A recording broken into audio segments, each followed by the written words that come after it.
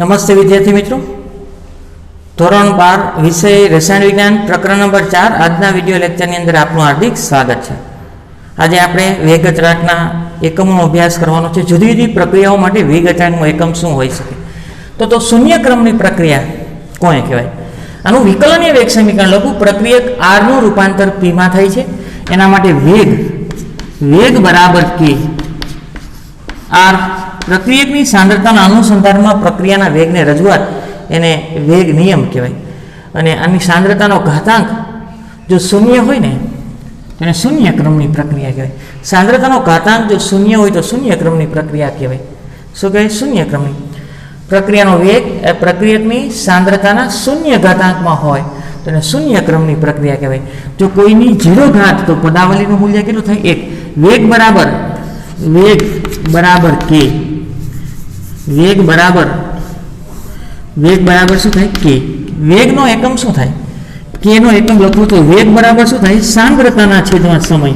સાંદ્રતાના છેદમાં સમય અને સાંદ્રતા તમે શેમાં લઈ શકો? મોલ પર લીટરમાં। શેમાં? મોલ પર લીટર। સાંદ્રતા છે એ મોલ પર લીટરમાં લઈ શકો, લીટર। અને સમય સેકન્ડમાં લેવાનો છે, સેકન્ડ। તો શૂન્ય ક્રમની પ્રક્રિયા માટે આવો એકમ થાય mall into litre inverse into second inverse. આ શૂન્ય ક્રમની પ્રક્રિયા માટે વેગ અચળાંકનો એકમ મળ્યો। શૂન્ય ક્રમની પ્રક્રિયા માટે વેગ અચળાંકનો એકમ, અથવા આનો લખવું હોય તો મોલર પર સેકન્ડ પર લખી શકો, molar into second inverse. Molar એટલે મોલ પર લીટર જ થયું। આગળ પ્રથમ ક્રમની પ્રક્રિયા માટે લખવું હોય તો વેગ છે એ આ પ્રક્રિયક r ની સાંદ્રતાના 1 ઘાતાંકના સમપ્રમાણમાં હોય। પ્રક્રિયાનો વેગ પ્રક્રિયકની સાંદ્રતાના 1 ઘાતાંકના સમપ્રમાણમાં હોય તો એને પ્રથમ ક્રમની પ્રક્રિયા કહેવાય। આગળ વેગનો એકમ લખી પહેલા k ને સૂત્રનો કરતા બનાવું તો k બરાબર શું થાય? વેગના છેદમાં r, બરોબર। વેગનો એકમ શું લખી શકાય? સાંદ્રતાના છેદમાં સમય। શું લખાય? સાંદ્રતાના છેદમાં સમય। સાંદ્રતાના છેદમાં સમય અને આ સાંદ્રતા, તો સાંદ્રતા શું થઈ જશે? કેન્સલ। તો સમય વધ્યો અને સમયને ઉપર લઈ લો તો શું થાય? Second inverse. શું થાય? Second inverse. સમય છેદમાં વધ્યો, સમયને સેકન્ડમાં લઈ લો તો પ્રથમ ક્રમની પ્રક્રિયા માટે વેગ અચળાંકનો એકમ શું થાય? Second inverse. પ્રથમ ક્રમની પ્રક્રિયા માટે વેગ અચળાંકનો એકમ શું થાય? Second inverse. આગળ દ્વિતીય ક્રમની પ્રક્રિયા માટે વેગ અચળાંકનો એકમ તારવવો છે તો પ્રક્રિયાનો વેગ એ પ્રક્રિયકની સાંદ્રતાના જો 2 ઘાતાંકના સમપ્રમાણમાં હોય ને ત્યારે દ્વિતીય ક્રમની પ્રક્રિયા કહેવાય। પ્રક્રિયાનો વેગ પ્રક્રિયકની સાંદ્રતાના 2 ઘાતાંકના સમપ્રમાણમાં હોય તો દ્વિતીય ક્રમની પ્રક્રિયા, 3 ઘાતાંકના સમપ્રમાણમાં હોય તો તૃતીય ક્રમની પ્રક્રિયા। આને સૂત્રનો કરતા બનાવું k બરાબર વેગના છેદમાં r ની 2 ઘાત। વેગ બરાબર શું લખાય? સાંદ્રતાના છેદમાં સમય અને અહીંયા સાંદ્રતાની 2 ઘાત। સાંદ્રતા કેટલી ઘાત? 2 ઘાત। આગળ ઉપર લઈ લો તો આ k સાંદ્રતાની 1 - 2 અને સમય ઉપર આવે તો સમય ઇનવર્સ। આગળ સાંદ્રતા બરાબર મોલ પર લીટર લખી શકાય, મોલ ઇન્ટુ લીટર ઇનવર્સ। એની કેટલી ઘાત? 1 - 2 એટલે -1 અને સમયને સેકન્ડમાં લઈ લઉં તો સેકન્ડ ઇનવર્સ। હજી જો હું કાઉન્સ છૂટો પાડું તો આ માઇનસ ઘાત અહીંયા આવે, આ માઇનસ ઘાત આના ગુણાકારમાં એટલે પ્લસ થઈ જશે। મોલ -1 ઘાત લીટર 1 ઘાત, અથવા નો લખો તો કાંઈ નહીં, અને સેકન્ડ છે સેકન્ડની -1 ઘાત। આ દ્વિતીય ક્રમની પ્રક્રિયા માટે વેગ અચળાંકનો એકમ મળ્યો। આગળ n ક્રમની પ્રક્રિયા માટે તારવવું છે। ત્રીજું, n ક્રમની પ્રક્રિયા માટે એક પ્રક્રિયા લખું છું a પ્લસ bb પ્રતિવર્તી પ્રક્રિયા cc પ્લસ dd। પ્રતિવર્તી ન હોય તો પણ વાંધો નહીં। આગળ વેગ લખવો છે, વેગ બરાબર k એ છે એની કેટલી ઘાત, એ ન લખી શકાય કારણ કે તત્વ એકબીજી ગુણકને પ્રક્રિયાના ક્રમને કઈ સંબંધ નથી. એક્સ તો બી ની કેટલી લખી શકું, વાય. બી ની કેટલી લખી શકું, વાય. કે ને સૂત્રનો કરતા બનાવો. કે બરાબર શું થાય, વેગના છેદમાં એની એક્સ અને બી ની વાય. એક્સ પ્લસ વાય બરાબર તો કુલ પ્રક્રિયાનો ક્રમ થાય. એક્સ પ્લસ વાય બરાબર કુલ પ્રક્રિયાક્રમ એન, કુલ પ્રક્રિયાક્રમ. એક્સ પ્લસ વાય બરાબર શું થાય, એન, કુલ પ્રક્રિયાનો ક્રમ. તો આવું લખી શકાય કે આ વેગ એટલે શું થાય, સાંદ્રતાના છેદમાં સમય, સાંદ્રતાના છેદમાં સમય. અને આ સાંદ્રતા છે, સાંદ્રતાની એન ઘાત લખી નાખો. એક્સ પ્લસ વાય, આઈ સાંદ્રતા છે, આઈ સાંદ્રતા છે, તો સાંદ્રતાની એક્સ પ્લસ વાય બરાબર એન લખી શકું. સાંદ્રતાની કેટલી ઘાત, એન ઘાત. તો આવું થશે સાંદ્રતા. સાંદ્રતાનું શેમાં લઈ લો, મોલ પર લીટર, એટલે કે લીટર ઇનવર્સ. અહીંયા એક ઘાત છે અને એન છે, તો 1 માઇનસ એન શું આવશે, 1 માઇનસ એન. અને સમયને ઉપર લઈને સેકન્ડમાં ફેરવી નાખું, સેકન્ડ ઇનવર્સ. તો આ તમને મળ્યું એન ક્રમની પ્રક્રિયા માટે વેગ અચળાંકનો એકમ. એન ક્રમની પ્રક્રિયા માટે વેગ અચળાંકનો એકમ મળ્યો. હજી કાઉન્ટ છૂટો પાડવો હોય તો પાડી શકે. આગળ ઘણી વખત તમને એમ પૂછે ડાયરેક્ટ એમસીક્યુ માટે કે કેના એકમ ઉપરથી તમે કહી શકો કે પ્રક્રિયાનો ક્રમ શું હોઈ શકે. આ કેનો એકમ છે, આ કેનો એકમ છે, આ એકમ છે, આ એકમ છે. તો તમને એમ પૂછે કે કેના એકમ ઉપરથી પ્રક્રિયાનો ક્રમ કયો હશે, તો તમારે ગણતરી કરવી પડે લાંબી લાંબી. પણ ન ગણતરી કરવી પડે એટલા માટે એક નોંધ લખી નાખો. એ નોંધથી તમને ડાયરેક્ટ જવાબ મળશે. કેના એકમમાં, કેના એકમમાં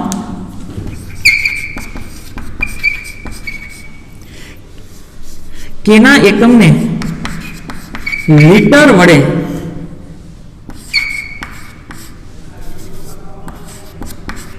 ગુણી સાદુરૂપ આપતા લીટરની જેટલી ઘાત મળે, લીટરની જે ઘાત મળે તે પ્રક્રિયાનો ક્રમ.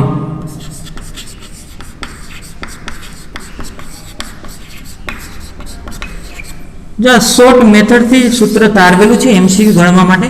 કેનો એકમ જે હોય એમાં લીટર વડે ગુણી સાદુરૂપ આપતા લીટરની જે ઘાત મળે તે પ્રક્રિયાનો ક્રમ હોય. ચેક કરી લઈએ હાલો. ધારો કે આ આપ્યું છે અને તમને એમ કે પ્રક્રિયાનો ક્રમ શું હોય, તો કેનો એકમ સેકન્ડ ઇનવર્સ છે, લીટર વડે ગુણ નાખું. હાલો લીટર વડે ગુણી નાખ્યા. હાલો હવે સાદુરૂપ પૂરું થઈ ગયું. લીટરની કેટલી ઘાત આવી, 1. તો પ્રક્રિયાનો ક્રમ પ્રથમ ક્રમ થઈ. જો પ્રક્રિયાનો ક્રમ કેટલો થયો, પ્રથમ. હવે અહીંયા ચેક કરો. હાલો અહીં લીટર વડે ગુણી નાખું. આ લીટર તો છેદમાં જ છે, અહીં લીટર વડે ગુણ નાખું તો લીટર લીટર કેન્સલ. તો લીટરની કેટલી ઘાત થાય, 0. આ શૂન્ય ક્રમની પ્રક્રિયા માટે કેટલી થાય, શૂન્ય ક્રમની પ્રક્રિયા માટે. આગળ અહીંયા લીટર વડે ગુણું, આ લીટર વડે ગુણું તો લીટરની 1 ગુણ્યા લીટરની 1 એટલે કેટલી થાય, તો ગુણાકાર હોય તો ઘાતનો શું થાય, સરવાળો. તો લીટરની 2 ઘાત મળી. તો કેના એકમ ઉપરથી, જો કેના એકમ ઉપરથી તમારે પ્રક્રિયાનો ક્રમ તારવવો હોય તો જે કંઈ એકમ આપ્યો હોય લીટર વડે ગુણવાનું. એટલે લીટરનું એનું સાદુરૂપ આપતા લીટરની માથે જેટલી ઘાત આવે એ પ્રક્રિયાનું શું હોય, ક્રમ. સ્ક્રીનશોટ પાડો. આગળ કોયડા નંબર 4.4, નીચેના દરેક પ્રક્રિયા અચળાંક પરથી પ્રક્રિયા ક્રમ શોધી કાઢો. હવે જે મેં લખાવી ને નોંધ, એ નોંધ અહીંયા લખવાની નથી. તમારી જાણકારી માટે એ મને ખબર છે ને તમને ખબર છે, બીજા કોઈને ખબર નથી. બરોબર, ધ્યાન રાખજો. અહીંયા મેં એક શોર્ટકટ લખાવી હતી. શું લખાવી હતી કે કેનો જો એકમ હોય એમાં એકમને લીટર વડે ગુણવાથી લીટરની જેટલી ઘાત મળે ને પ્રક્રિયાનો ક્રમ ગણાય. ધારો કે આ છે litre into mall inverse into second inverse, આ એકમ છે, એને લીટર વડે ગુણી નાખું. આ લીટર વડે ગુણી નાખ્યા તો ગુણાકાર છે તો ઘાતનો સરવાળો થાય. લીટરની 1 + 1 એટલે લીટરની કેટલી ઘાત થાય, 2. તો જે ઘાત મળે ને પ્રક્રિયાનો ક્રમ કહેવાય. તો આ દ્વિતીય ક્રમની પ્રક્રિયા છે, ફાઇનલ થઈ ગયું. કયા ક્રમની છે, દ્વિતીય ક્રમની. પણ એવું લખવાનું નથી કે એકમને લીટર વડે ગુણવાથી સાદુરૂપ આપતા લીટરની જેટલી ઘાત મળે એ પ્રક્રિયાનો ક્રમ. એ શોર્ટકટ મેથડ છે, એ આપણી ઉપજાવેલી છે, એ લખવાની નથી. તમારે આવું લખ નાખો, કેનો એકમ દ્વિતીય ક્રમ માટેનો છે, માટે દ્વિતીય ક્રમની પ્રક્રિયા છે. કેનો એકમ દ્વિતીય ક્રમની પ્રક્રિયા માટેનો છે કેનો જે એકમ આપ્યો દ્વિતીય ક્રમ પ્રક્રિયા માટેનો છે માટે પ્રક્રિયાનો ક્રમ માટે પ્રક્રિયા દ્વિતીય ક્રમની પ્રક્રિયા છે એવું કહી શકાય. આગળ આના માટે ઓલું મેં કીધું એ તારવી લે કે બરોબર એની કેટલી ઘાત છે s ની -1 જે ઘાત આવી એને લીટર વડે ગુણું સાદુરૂપ આપતા લીટરની કેટલી ઘાત આવે 1 તો એ પ્રથમ ક્રમ માટે થઈ પ્રથમ ક્રમ માટે. તો આપણે એવું નથી લખવાનું કે આપણે તો આ લખવાનું કેનો એકમ પ્રથમ ક્રમની પ્રક્રિયા માટેનો છે માટે આપેલ પ્રક્રિયા માટે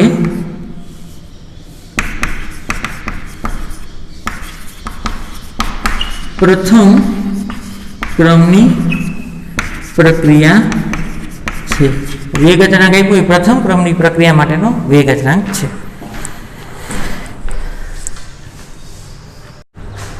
આગળનો પ્રશ્ન છે પ્રક્રિયાની આણ્વિકતા મોલેક્યુલારિટી ઓફ રિએક્શન પ્રક્રિયાની આણ્વિકતા. પ્રારંભિક પ્રક્રિયામાં ભાગ લેતી સ્પીસીઝ પ્રારંભિક પ્રક્રિયા એટલે જે પ્રક્રિયા એક જ તબક્કામાં થતી હોય. તો જે પ્રક્રિયા એક તબક્કામાં થતી હોય ને એના માટે પ્રક્રિયાનો ક્રમ અને તત્વ એકબીજે ગુણક સરખા હોય. તો આણ્વિકતા કોને કે જે પ્રક્રિયા પ્રારંભિક એટલે પ્રાથમિક પ્રક્રિયા જે એક જ તબક્કામાં થતી હોય તે પ્રારંભિક પ્રક્રિયામાં ભાગ લેતી સ્પીસીઝ શરૂઆતની અંદર પ્રારંભિક પ્રક્રિયા એક જ તબક્કામાં થતી હોય એમાં પછી અણુ સંકળાયેલો હોય પરમાણુ સંકળાયેલા હોય અથવા આયન સંકળાયેલી એની જેટલી સંખ્યા સંકળાયેલી હોય અને એમની વચ્ચે સંઘાત થતો હોય અથડામણ થતી હોય એ જેટલા અણુ પરમાણુ કે આયનો અથડાય ને જે પ્રક્રિયા એક તબક્કામાં થતી હોય એમાં જેટલા અણુ એકબીજા સાથે પરમાણુ અથવા આયન અથડાય અને રાસાયણિક પ્રક્રિયા અનુભવે એ સંખ્યાને આણ્વિકતા કહેવાય. ધારો કે એક અણુની એકબીજા સાથે અથડામણ થઈ અને એક જ તબક્કામાં પ્રક્રિયા થતી હોય તો એને પ્રાથમિક પ્રક્રિયા કહેવાય, એક આણ્વીય પ્રક્રિયા કહેવાય. જો બે અણુ વચ્ચે સંઘાત થતી હોય પોતાના બે અણુ વચ્ચે અથવા જુદા જુદા પ્રકારના બે અણુ વચ્ચે જો સંઘાત થતી હોય પ્રારંભિક પ્રક્રિયામાં જો બે અણુ વચ્ચે સંઘાત થતી હોય તો એને દ્વિઆણ્વીય પ્રક્રિયા કહેવાય. પ્રારંભિક પ્રક્રિયા એટલે એક જ તબક્કામાં થતી હોય અને ત્રણ અણુ વચ્ચે જો સંઘાત થતી હોય તો એને ત્રિઆણ્વીય પ્રક્રિયા કહેવાય. કાંઈ છે નહીં. પ્રારંભિક પ્રક્રિયામાં ભાગ લેતી સ્પીસીઝ એટલે અણુ હોઈ શકે, પરમાણુ હોઈ શકે અથવા આયન હોય એની સંખ્યા એક સંખ્યા જો અથડામણ અનુભવતી હોય અથડાઈને રાસાયણિક પ્રક્રિયા કરે એક અણુ એકબીજા સાથે અથડાઈને પ્રક્રિયા પૂરી કરે તો એને એક આણ્વીય કહેવાય. જો બે અણુ વચ્ચે એની સંખ્યા બે અણુ વચ્ચે અથડાય તો દ્વિઆણ્વીય, ત્રણ અણુ અથડાય તો ત્રિઆણ્વીય પ્રક્રિયા. તો એક આણ્વીય પ્રક્રિયાની વ્યાખ્યા શું થાય? હવે આણ્વિકતા એ પ્રક્રિયાની ક્રિયાવિધિ સમજવા માટે ખૂબ જ ઉપયોગી છે એવું કીધું. એક આણ્વીય પ્રક્રિયા જે પ્રક્રિયામાં એક જ સ્પીસીઝ સમાવિષ્ટ હોય, જે પ્રક્રિયાની અંદર એક જ સ્પીસીઝ એટલે ભાગ પછી અણુ હોય પરમાણુ હોય કે આયન હોય એક જ સ્પીસીઝ સંકળાયેલી હોય તો એને એક આણ્વીય કહેવાય. અને પ્રારંભિક શબ્દો વૈપ્રો છે એટલે એક જ તબક્કામાં થાય છે. એમોનિયમ નાઇટ્રાઇટનું વિઘટન એમોનિયમ નાઇટ્રેટનું સૂત્ર આવું થાય NH4NO2 3 હોય ને તો નાઇટ્રેટ થાય એમોનિયમ નાઇટ્રાઇટ એટલે NH4NO2 એનું વિઘટન થાય તો અહીંથી 4 હાઇડ્રોજન 2 ઓક્સિજન એટલે 2 મોલ પાણી છૂટા પડે, 2 મોલ પાણી અને 2 નાઇટ્રોજન છે એટલે N2 છૂટા પડે.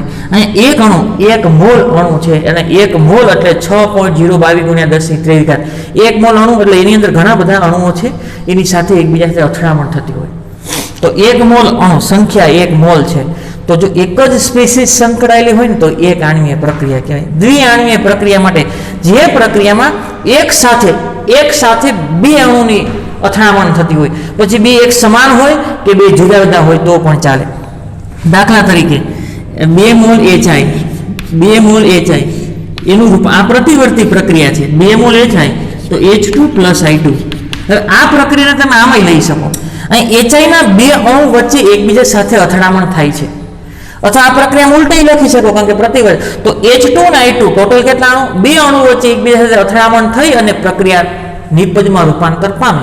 તો બે અણુ વચ્ચે જો અથડામણ થતી હોય આ પ્રક્રિયાને H2 + I2 રૂપાંતર આમાંય કરી શકો ને આનું રૂપાંતર આમાં જો લખ્યું એક સાથે બે અણુ પછી એક સમાન પ્રકારના કે ભિન્ન પ્રકારના હોય, અહીં સમાન પ્રકારના છે અને આમાંય લખી શકાય તો જુદા જુદા પ્રકારના બે સમાન અથવા જુદા જુદા પ્રકારના અણુ વચ્ચે એકબીજા સાથે સંઘાત થતી હોય તો એને દ્વિઆણીય પ્રક્રિયા કહેવાય. જે પ્રક્રિયામાં એક જ સાથે 30 સ્પીસીઝ વચ્ચે સંઘાત થતો હોય, 3 અણુ વચ્ચે સંઘાત થતો હોય તો એને ત્રિઆણીય પ્રક્રિયા કહેવાય. દાખલા તરીકે 2 મોલ NO પ્લસ O2 પ્રક્રિયા કરે ને તો NO2 નો 2 અણુ મળે. થઈ ગઈ બેલેન્સ. 2 નાઇટ્રોજન ઓક્સિજન, 2 અહીંયા અને 2 અહીંયા 4, 2 4. અહીં 3 અણુઓ છે. જો NO ના 2 ને O2 નો 1, 3 અણુ વચ્ચે એકબીજા સાથે સંઘાત થાય છે. પ્રારંભિક પ્રક્રિયા એટલે કે એક જ તબક્કામાં થાય છે અને એક સાથે 3 અણુ વચ્ચેની અથડામણ થતી હોય ને તો ત્રિઆણીય પ્રક્રિયા કહેવાય. આગળ 3 કરતાં વધુ સ્પીસીઝ, ધારો કે 4 અણુ હોય અને એક સાથે અથડાય એવી શક્યતા ખૂબ જ ઓછી હોય, એટલે પછી કોઈ આણ્વિકતાનો અર્થ રહેતો નથી. સાંભળજો, એક અણુ હોય ને તો એક જ તબક્કામાં પ્રક્રિયા કરવાની શક્યતા છે. 2 અણુ એકબીજા સાથે અથડાય તો એક જ તબક્કામાં પ્રક્રિયા થવાની શક્યતા છે. 3 અણુ એકબીજા સાથે અથડાય તો એક જ તબક્કામાં એટલે કે પ્રારંભિક પ્રક્રિયામાં પ્રક્રિયા થઈ અને નિપજ બનવાની શક્યતા છે. તો 3 કરતાં વધારે અણુ હોય ને તો એક જ તબક્કામાં પ્રક્રિયા થાય ને એવી શક્યતા ઓછી હોય, એટલે 3 કરતાં વધારે આણ્વિકતાનો કોઈ અર્થ રહેતો નથી. શું કામ? જો 4 અણુ હોય ને તો બધા પાસે પૂરતી ઉર્જા ન હોય. ધારો કે એવું ધારી લો કે બધા પાસે પૂરતી ઉર્જા છે તો અમુક અથડાતા ન હોય. હાલો એવું ધારી લઈ કે અથડાય છે, એવું ધારી લઉં બધા અથડાય છે તો બધા નિપજમાં રૂપાંતર થઈ જશે? ના, અમુક યોગ્ય દિશામાંથી અથડાતા હોય ને એ જ નિપજમાં રૂપાંતર થાય. જે યોગ્ય દિશામાંથી અથડાતા નથી એ નિપજમાં રૂપાંતર થતા નથી. એટલે 4 કરતાં વધારે આણ્વિકતાનો કોઈ અર્થ રહેતો નથી. 3 કરતાં વધારે સ્પીસીઝ એક સાથે સંઘાત અનુભવી અને પ્રક્રિયા કરે તેવી સંભાવના ઘણી ઓછી હોય, એટલે પછી કોઈ આણ્વિકતાનો અર્થ રહેતો નથી. આથી 3 કે તેથી વધુ આણ્વિકતા ધરાવતી પ્રક્રિયાઓ ઘણી ઓછી હોય. 3 કે તેથી વધારે પ્રક્રિયાઓ ઘણી ઓછી, 3 કે તેથી વધુ આણ્વિકતા, 3 અથવા તેનાથી વધારે અણુઓ એક જ તબક્કામાં પ્રક્રિયા કરે એવી પ્રક્રિયા ઘણી ઓછી હોય, તથા આવી પ્રક્રિયાઓ ઘણી ધીમી પણ હોય. આવી પ્રક્રિયા જો વધારે અણુઓ હોય તો ધીમી પ્રક્રિયા પણ હોય. સ્ક્રીનશોટ પાડો. આગળ આણ્વિકતા કન્ટિન્યુ પ્રશ્ન જ છે, પરંતુ હવે જટિલ પ્રક્રિયા માટે આગળ જોયું તું એક આણ્વીય, દ્વિઆણ્વીય, ત્રિઆણ્વીય. યાદ રાખજો, પ્રારંભિક પ્રક્રિયાઓ છે એના માટે આણ્વિકતા અને પ્રક્રિયાનો ક્રમ સમાન થાય. એક આણ્વીય પ્રક્રિયા હોય તો એક અણુ અથડાતો હોય તો એનો પ્રક્રિયાનો ક્રમ એક જ થાય. તો તમને જ્યારે શબ્દ વાપરે ને કે આ પ્રક્રિયા પ્રારંભિક છે તો તમે વિકલનીય વેગ સમીકરણ લખી શકો. એના માટે પ્રક્રિયાની સાંદ્રતાની 1 ઘાતાંક થાય. તમને એમ કે પ્રારંભિક પ્રક્રિયા છે પણ દ્વિઆણ્વીય છે તો એની સાંદ્રતાની 2 ઘાત મૂકી દેવાની. આણ્વિકતા અને પ્રક્રિયાનો ક્રમ સમાન થાય. કોના માટે? પ્રારંભિક પ્રક્રિયા માટે એક જ તબક્કામાં થતી હોય તો એ જ પ્રક્રિયાનો ધીમો તબક્કો હોય, જે કેવો હોય? વેગ નિર્ણાયક તબક્કો.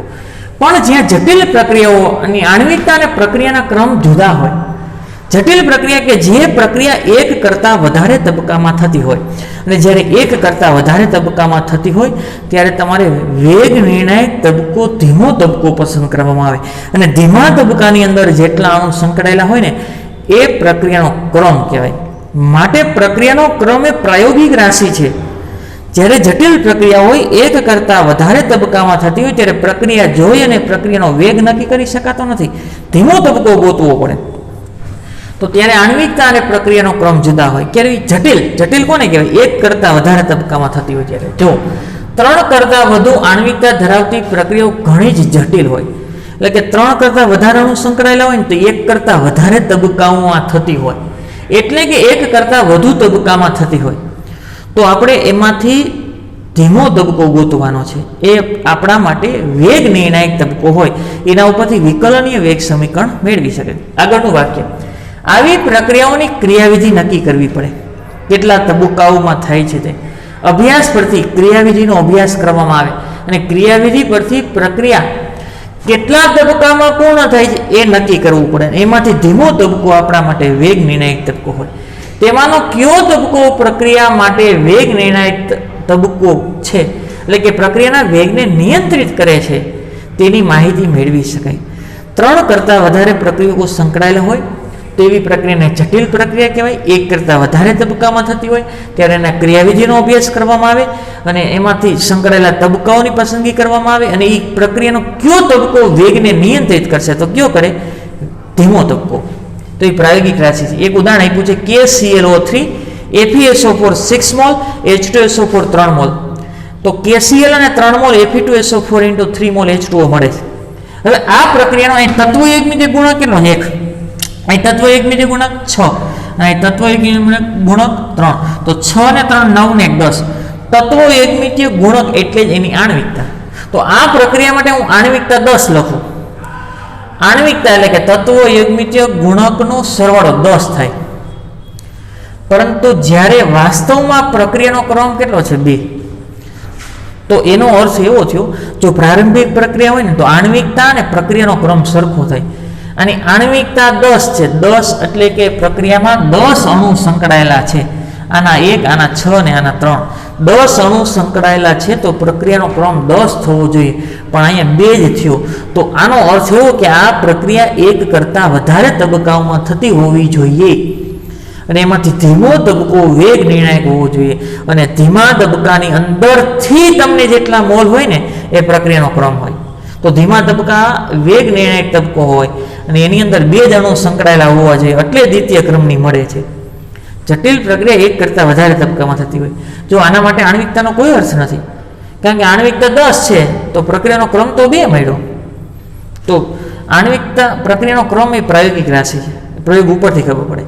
આથી આપેલ પ્રક્રિયા, જો અહીંયા 10 મળ્યા, આ તો જોઈને ખબર પડી જાય, પણ પ્રક્રિયાનો ક્રમ 2 મળ્યા. તો આના ઉપરથી એવું કહી શકો કે આપેલ પ્રક્રિયા એક કરતાં વધુ તબક્કામાં થતી હોવી જોઈએ. અને એમાં પ્રક્રિયાનો વેગ નિર્ણાયક તબક્કો કયો કહેવાય? તો ધીમો તબક્કો. પ્રક્રિયા એક કરતાં વધુ તબક્કામાં થતી હોય ત્યારે પ્રક્રિયાનો સૌથી ધીમો તબક્કો એ પ્રક્રિયાનો એકંદર એટલે કે કુલ પ્રક્રિયાનો વેગ નક્કી કરે છે. ધ્યાન રાખો, વેગ નિર્ણાયક તબક્કો કયો? એક કરતાં વધારે તબક્કામાં થતી હોય ત્યારે સૌથી ધીમો તબક્કો એ વેગ નિર્ણાયક તબક્કો કહેવાય. બીજું એક વ્યવહારિક ઉદાહરણ આપ્યું છે. હરીફાઈની રમતમાં ટીમની જીતનો શ્રેય કોને જાય? હરીફાઈની રમત હોય, દાખલા તરીકે ક્રિકેટ છે, ક્રિકેટમાં હરીફાઈ થઈ ગઈ. ધારો કે કોઈ ઓછા રન કર્યા હોય તો એમાં હરીફાઈ ના થાય. કોઈ ઓછા રન કર્યા તો બીજી ટીમ સરળતાથી પાર કરી શકે સ્કોર. પણ જો કોઈ વધારે રન કર્યા હોય તો હરીફાઈ થઈ જાય. ક્રિકેટની રમતમાં હરીફાઈની રમત, ધારો કે કોઈ શરૂઆતમાં જ ક્રિકેટની રમતમાં 3-4 વિકેટ પડી ગઈ તો પછી હરીફાઈ વાળી થઈ જાય. કોણ જીતશે કોણ હારશે કોઈનો ખ્યાલ નથી. તો આ વખતે ટીમની જીતનો શ્રેય કોને જશે? જે ઝડપથી રમતો હોય એને જશે કે જે ધીમો રમતો હોય એને જશે? તો જે ધીમી ગતિથી રમતો હોય ને એને ટીમની જીતનો શ્રેય જશે. શું કામ? તો જે વ્યક્તિ ક્રિકેટની અંદર ઝડપથી રમવા જાય તો કંઈ આઉટ થઈ જાય એનું નક્કી નથી, પરંતુ ધીમી ગતિએ રમતો હોય તો આઉટ થવાની સંભાવના ઘટે. આઉટ થવાની સંભાવના ઘટે તો ધીરે ધીરે સ્કોર પાર કરી જાય અને ટીમ શું કરી દે? જીતાવી દે. દાખલા તરીકે ધોની છે, એ 2 જ વ્યક્તિ સામેના 2 વ્યક્તિ જો રમતા હોય, 2 ઝડપથી રમે તો 2 બાજુના છેડા છે, 2 વ્યક્તિ છે આઉટ થવાની સંભાવના રહે. પણ એક વ્યક્તિ ઝડપથી રમે અને એક વ્યક્તિ ધીમું રમે તો એક છેડો સચવાઈ રહેશે, એટલે વિકેટ જવાની સંભાવના ઘટશે. ધીરે ધીરે કરતા સ્કોર શું કરી શકશે? પાર. તો ટીમની જીતનો શ્રેય કોને જશે? જે ધીમેથી રમતો હોય એને જાય. વ્યવહારિક ઉદાહરણ, હરીફાઈની રમતમાં ટીમની જીતનો તક એટલે કે શ્રેય ટીમમાંથી સૌથી ધીમી ગતિવાળી વ્યક્તિના પ્રદર્શન ઉપર આધાર રાખે. રાસાયણિક ઉદાહરણ લઈ, દાખલા તરીકે 2 મોલ H2O2 છે, એ I- ની હાજરીમાં તમે પ્રક્રિયા કરો ને, હાઇડ્રોજન પેરોક્સાઇડનું વિઘટન થાય છે. હાઇડ્રોજન પેરોક્સાઇડનું વિઘટન થાય તો પાણી અને O2 મળે. શું મળે? પાણી અને O2. હાઇડ્રોજન પેરોક્સાઇડનું વિઘટન થાય તો પાણી અને O2 મળે. આના માટે હું વેગ લખું છું. વેગ બરાબર -1/2 H2D. વેગ લખું છું. વેગ વિકલનીય વેગ સમીકરણ નહીં, વેગ D. H2O2 ની સાંદ્રતા, તો આ વેગમાં નીચે આવે છેદમાં dt. બરોબર. હવે વિકલનીય વેગ સમીકરણ લખું. વિકલનીય વેગ સમીકરણ તો પ્રક્રિયકના અનુસંધાનમાં હોય. બરાબર K H2O2. અહીં 2 છે તો અહીં 2 લખી શકું? ના, અહીંયા 1 જ છે. એ કેમ? એ મને નથી ખબર પડે. આમાં I પૂછે એટલે હું લખું છું. અહીં I- સંકળાયેલો છે. એના કેટલા અણુ છે? 1. તો હું 1 લખી શકું? મને નથી ખબર, પણ આપેલું છે એટલે હું લખું છું. અહીં 2 છે તેમ છતાં 1 છે, અહીં 1 છે તો 1 છે, બરોબર. આનું વિકલન એ વેગ સમીકરણ આ ક્યાંથી એવું પ્રાયોગિક ઉપરથી આ પ્રક્રિયા અહીંયા બંનેના સંદર્ભમાં H2O2 અને I માઇનસ ના સંદર્ભમાં પ્રક્રિયા પ્રથમ ક્રમની છે. તો અહીં તો 2 છે તો પ્રક્રિયાનો ક્રમ તો 1 જ છે. તો એનો અર્થ એવો કે પ્રક્રિયાના ક્રમને આણ્વિકતા સાથે કાંઈ લેવા દેવા નથી, કારણ કે H2O2 અને I માઇનસ બંનેના સંદર્ભમાં પ્રથમ ક્રમની છે. આ પ્રક્રિયા 2 તબક્કામાં થાય છે. આ પ્રક્રિયા 2 તબક્કામાં થાય છે. એમાંથી ધીમો તબક્કો પ્રક્રિયાનો વેગ નક્કી કરે છે. ધારો કે આ પ્રક્રિયા લખું છું H2O2 એની I માઇનસ સાથે પ્રક્રિયા કરું, પહેલો તબક્કો. તો આનું વિઘટન થાય તો ઓક્સિજન આને મળે, તો H2O અને બીજું શું મળશે? IO minus. શું મળશે? IO minus. આ મધ્યવર્તી થયું. હવે IO માઇનસ છે, આ H2O2 સાથે ફરી પાછી પ્રક્રિયા કરે IO માઇનસ. તો આમાંથી H2O2 નું વિઘટન થાય, H2O મળે, આમાંથી ઓક્સિજન ને આમાંથી ઓક્સિજન, O2 અને I માઇનસ. 2 તબક્કામાં પ્રક્રિયા થાય. એમાં પહેલો તબક્કો ધીમો છે,